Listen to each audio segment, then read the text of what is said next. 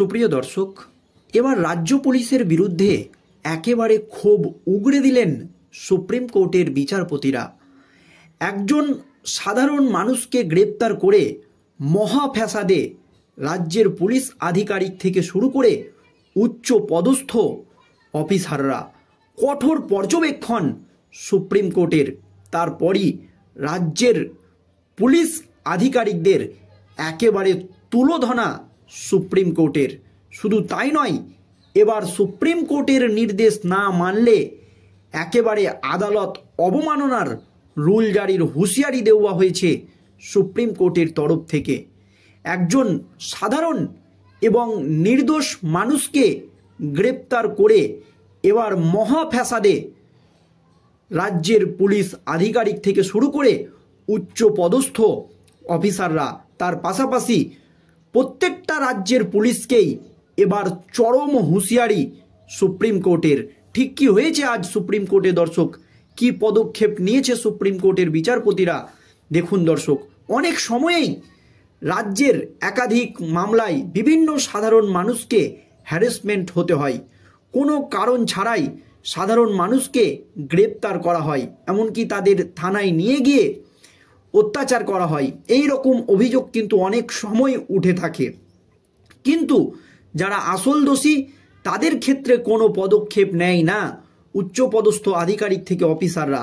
তবে প্রত্যেকটা ক্ষেত্রেই নয়, কিন্তু এই ধরনের ঘটনা বা অভিযোগ ভুরি ভুরি ওঠে রাজ্যে। আর এই নিয়ে এবার চরম পর্যবেক্ষণ সুপ্রিম কোর্টের বিচারপতিদের। কি হয়েছে দর্শক ঠিক দেখুন। এক যুগান্তকারী রায় সুপ্রিম কোর্টের। সুপ্রিম কোর্ট জানিয়েছে, সংবিধানের 22-এর এক অনুচ্ছেদের অধীনে গ্রেপ্তারকৃত ব্যক্তিকে তার গ্রেপ্তারের কারণ সম্পর্কে অবহিত করা কেবল আনুষ্ঠানিক নয়, বরং একটি বাধ্যতামূলক সাংবিধানিক প্রয়োজন। রাজ্যের পুলিশ আধিকারিকরা বা উচ্চপদস্থ অফিসাররা যদি কোনো ব্যক্তিকে গ্রেপ্তার করে, অবশ্যই তাকে গ্রেপ্তারের কারণ জানাতে হবে। এটা বাধ্যতামূলক নয় শুধু, এটা একেবারে সংবিধান বা এটা প্রয়োজন যে তাকে গ্রেপ্তারের কারণ জানাতেই হবে পুলিশ আধিকারিকদেরকে। এই বিধান মেনে চলতে ব্যর্থ হলে গ্রেপ্তার অবৈধ হয়ে যাবে বলে পরিষ্কার জানিয়ে দিয়েছে সুপ্রিম কোর্টের বিচারপতি এএস ওকা এবং বিচারপতি এনকে সিং। 22-এর এক ধারা মেনে না চলার জন্য রাজ্য পুলিশের গ্রেপ্তারকে অবৈধ ঘোষণা করেন এবং অভিযুক্তকে অবিলম্বে মুক্তি দেওয়ার নির্দেশ দেন সুপ্রিম কোর্টের বিচারপতিরা। এর পাশাপাশি বেঞ্চ বলেছে, যে মৌলিক অধিকারের অধীনে সংবিধানের 3 অংশে 22 অনুচ্ছেদে অন্তর্ভুক্ত করা হয়েছে, সুতরাং গ্রেপ্তারকৃত এবং হেফাজতে আটক প্রতিটি ব্যক্তির মৌলিক অধিকার হলো যত তাড়াতাড়ি সম্ভব গ্রেপ্তারের কারণ সম্পর্কে তাকে অবহিত করা। গ্রেপ্তারের পর যত তাড়াতাড়ি সম্ভব গ্রেপ্তারের কারণ জানানো না হলে এটি ধারা 22-এর 1 অধীনে নিশ্চিত গ্রেপ্তার না করার মৌলিক অধিকার লঙ্ঘন করবে। আর ওই গ্রেপ্তারকৃত ব্যক্তিকে তার যদি গ্রেপ্তারের কারণ জানানো না হয়, সেই ব্যক্তি যদি কোনো হাইকোর্ট বা সুপ্রিম কোর্টের দ্বারস্থ হয়, তাহলে সেই আধিকারিক বা উচ্চপদস্থ অফিসারের বিরুদ্ধে কিন্তু আদালত অবমাননার রুল জারি হবে। এটা দেশের সাধারণ নাগরিকের মৌলিক অধিকারকে লঙ্ঘন করা হবে, এই হুঁশিয়ারি দিয়েছে সুপ্রিম কোর্ট। সংবিধানের 3 অংশের অধীনে 22 অনুচ্ছেদে মৌলিক অধিকারের অন্তর্ভুক্ত করা হয়েছে, অতএব এটি গ্রেপ্তারকৃত ব্যক্তির মৌলিক অধিকার যে তাকে যত তাড়াতাড়ি সম্ভব তার গ্রেপ্তার সম্পর্কে অবহিত করা উচিত। যদি না করা হয় তাহলে এটি 22-এর 1 অনুচ্ছেদের অধীনে নিশ্চিত মৌলিক অধিকার লঙ্ঘন করবে এবং গ্রেপ্তার অবৈধ হয়ে যাবে, এ কথা জানিয়েছে সুপ্রিম কোর্ট। বন্ধু বান্ধব এবং আত্মীয় স্বজনদেরও জানানো গুরুত্বপূর্ণ যে কেন তাকে গ্রেপ্তার করা হয়েছে। বিচারপতি এনকে সিং বলেন, গ্রেপ্তারের কারণ কেবলমাত্র গ্রেপ্তারকৃত ব্যক্তিকেই নয়, বরং তার বন্ধু বান্ধব, আত্মীয় স্বজন, তার মনোনীত অন্যান্য ব্যক্তিদেরও জানানো উচিত, যাতে তারা আইনি প্রক্রিয়ার মাধ্যমে গ্রেপ্তারকে চ্যালেঞ্জ করতে পারে এবং তার মুক্তি নিশ্চিত করতে পারে।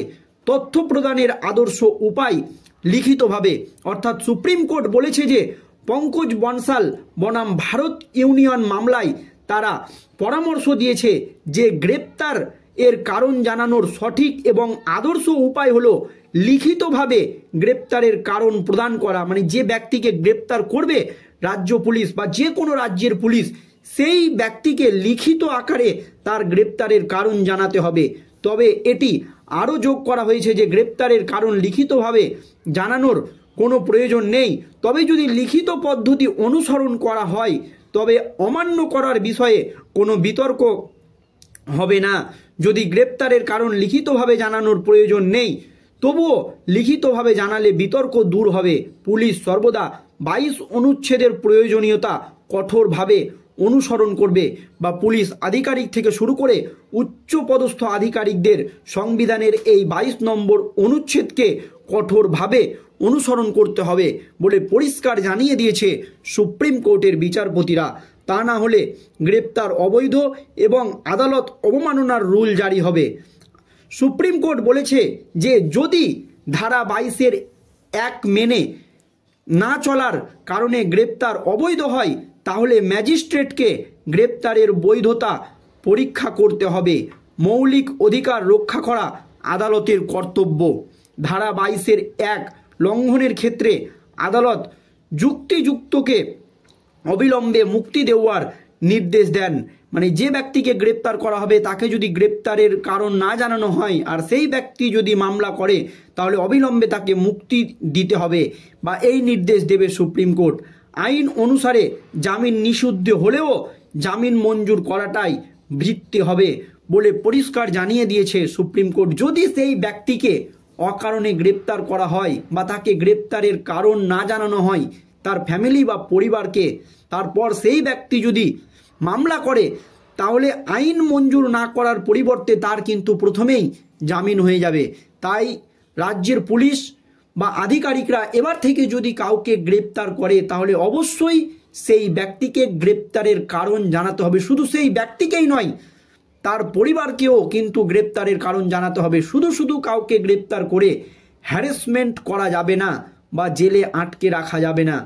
এই নির্দেশ কিন্তু দিয়ে দিয়েছেন সুপ্রিম কোর্টের বিচারপতিরা। এবং এমনকি রাজ্যের পুলিশের বিরুদ্ধে যে ব্যক্তি এই মামলা করেছিল সুপ্রিম কোর্টে সেই ব্যক্তিকে জামিনও দেওয়া হয়েছে। দর্শক, সুপ্রিম কোর্টের এই পদক্ষেপ বা রায় আপনাদের কেমন লেগেছে অবশ্যই ভিডিওর কমেন্ট বক্সে কমেন্ট করে জানাবেন। ধন্যবাদ।